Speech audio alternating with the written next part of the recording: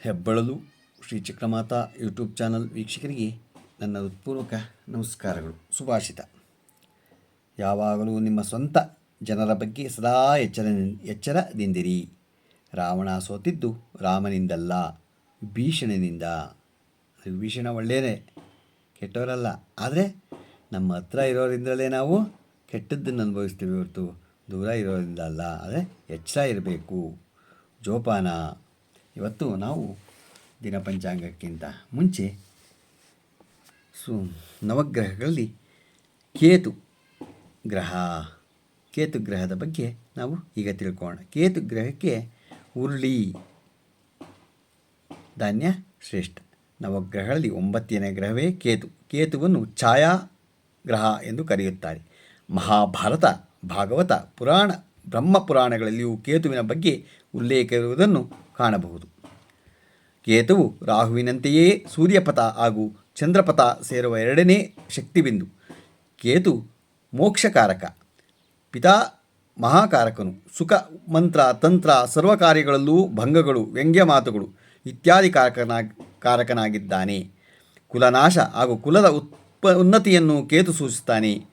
ಗಣಪತಿಯ ಅಧಿದೇವತೆ. ಧಾನ್ಯ, ಉರುಳಿ, ಕಾಳು, ವೈಡೂರ್ಯ ರತ್ನವನ್ನು ಸೂಚಿಸುತ್ತಾನೆ. ಅಶ್ವಿನಿ, ಮಖ ಮೂಲ ನಕ್ಷತ್ರದವರು ಅಧಿಪತಿಯಾಗಿದ್ದಾನೆ. ಕೇತುವಿಗೆ ರವಿ, ಚಂದ್ರ, ಕುಜ ಗ್ರಹಗಳು ಮಿತ್ರರು.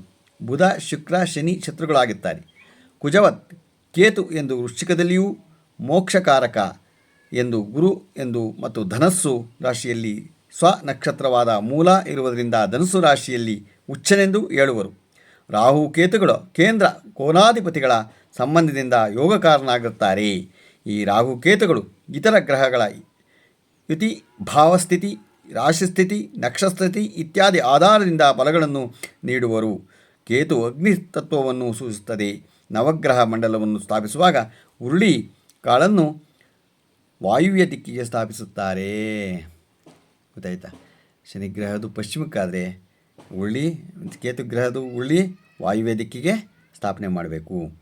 ಕೇತು ದೋಷ ಪರಿಹಾರ. ಕೇತುವಿನ ಅನುಗ್ರಹಕ್ಕೆ ಪಾತ್ರರಾಗಲು ಓಂ ಕೇತುವೇ ನಮಃ ಎಂದು ಜಪಿಸಬೇಕು. ಗಣಪತಿಯು ಅಧಿದೇವತೆ ಆಗಿರುವುದರಿಂದ ಗಣೇಶನನ್ನು ಪೂಜಿಸಿದರು ಕೇತುವಿನ ಅನುಗ್ರಹಕ್ಕೆ ಪಾತ್ರರಾಗುವುದು. ಗಣನಾನ್ತ್ವಾ ಗಣಪತಿಂ ಹವಾಮಹೇ ಕವಿಂ ಕವೀನಾಪಮಶ್ರವಸ್ತಮಂ ಜ್ಯೇಷ್ಠರಾಜಂ ಬ್ರಹ್ಮಣಸ್ಪತ ಆನುಶೃಣ್ವನ್ನೋತಿವಿಸ್ಸೀದ ಸಾಧನಂ ಅಂತ ಹೇಳ್ಕೊಂಡು ಪೂಜೆ ಮಾಡಿ. ಗಣೇಶ, ಶಿವ, ಪಾರ್ವತಿ ಹಾಗೂ ಕೇತುವನ್ನು ಪೂಜಿಸಿ ಹುರುಳಿಕಾಳನ್ನು ದಾನವಾಗಿ ನೀಡಬಹುದು. ಇಲ್ಲವೇ ಹುರುಳಿಕಾಳಿನಿಂದ ತಯಾರಿಸಿದ ಅಡುಗೆಯನ್ನು ಕಾಗೆ, ಹಸುವಿಗೆ ಆಹಾರವಾಗಿ ನಾವು ನೀಡೋದರಿಂದ ಕೇತು ಶಾಂತಿ ಮಾಡಿಕೊಂಡಾಗೆ ಆಗತ್ತೆ. ಕೇತುನ ದೋಷ ಪರಿಹಾರ ಆಗತ್ತೆ. ಕೇತು ಶಾಂತಿ ಮಾಡಿಕೊಳ್ಳಿ. ಇವೆಲ್ಲ ಲಾಭ ನಾವು ಮಾಡ್ಕೋಬೋದು. ಇವತ್ತು ನಾವು ದಿನ ಪಂಚಾಂಗವನ್ನು ಕೇತು ಬಗ್ಗೆ ತಿಳ್ಕೊಂಡು 9 ಗ್ರಹಗಳ ಬಗ್ಗೆ ಇವತ್ತಿಗೆ ತಿಳ್ಕೊಂಡು ಕೇತು ಬಗ್ಗೆ ಆಯಿತು. ಇವತ್ತು ದಿನ ಪಂಚಾಂಗ ತಿಳ್ಕೊಳ್ಳೋಣ. ದಿನಾಂಕ 10/6/2025 ಮಂಗಳವಾರ. ಶ್ರೀ ವಿಶ್ವಾವಸುನಾಮ ಸಂವತ್ಸರ, ಉತ್ತರಾಯಣ, ಜ್ಯೇಷ್ಠ ಮಾಸ, ಗ್ರೀಷ್ಮ ಋತು, ಶುಕ್ಲಪಕ್ಷ, ತಿಥಿ ಚತುರ್ದಶಿ, ಹಗಲು 10:29, ನಕ್ಷತ್ರ ಅನುರಾಧ, ರಾತ್ರಿ 5:28, ಮಳೆ ಮೃಗಶಿರ 1ನೇ ಪಾದ. ರಾಹುಕಾಲ 3:35 5 ಗಂಟೆ 11 ನಿಮಿಷ ತನಕ ಇದೆ. ಗುಳಿಕ ಕಾಲ 12:23 1:59 ತನಕ ಇದೆ. ಯಮಗಂಡ ಕಾಲ 9:11 10:47 ತನಕ ಇದೆ. ಇವತ್ತು ಯಾರು ಹುಟ್ಟುಹಬ್ಬ ಆಚರಿಸ್ಕೊತಿದ್ರು, ಮದುವೆಯಾದ ದಂಪತಿಗಳು ವಾರ್ಷಿಕೋತ್ಸವ ಆಚರಿಸುವವರಿಗೆ ನಮ್ಮ ಹೆಬ್ಬಳಲು ಶ್ರೀ ಚಕ್ರಮಾತಾ ಯೂಟ್ಯೂಬ್ ಚಾನಲ್ ಕಡೆಯಿಂದ ಶುಭ ಕಾಮನೆಗಳನ್ನು ತಿಳಿಸ್ತೀವಿ. ದೇವರವರಿಗೆ ಆಯಸ್ಸು, ಆರೋಗ್ಯ, ಐಶ್ವರ್ಯ ಎಲ್ಲ ಕೊಟ್ಟು ಕಾಪಾಡಲಿ ಅಂತ ಕೇಳ್ಕೊತೀನಿ. ನಮ್ಮ ಹೆಬ್ಬಳಲು ಶ್ರೀ ಚಕ್ರಮಾತಾ ಯೂಟ್ಯೂಬ್ ಚಾನಲ್ ಯಾರು ಸಬ್ಸ್ಕ್ರೈಬ್ ಆಗಿಲ್ಲ ದಯಮಾಡಿ ಸಬ್ಸ್ಕ್ರೈಬ್ ಆಗಿ, ಲೈಕ್ ಕೊಡಿ. ಇದು ನಿಮ್ಮದೇ ಚಾನಲ್ ಆಗಿರೋದ್ರಿಂದ ನಮ್ಮ ಲಿಂಕನ್ನು ಬೇರೆ ಫಾರ್ವರ್ಡ್ ಮಾಡಿ. ನಮಸ್ಕಾರಗಳು.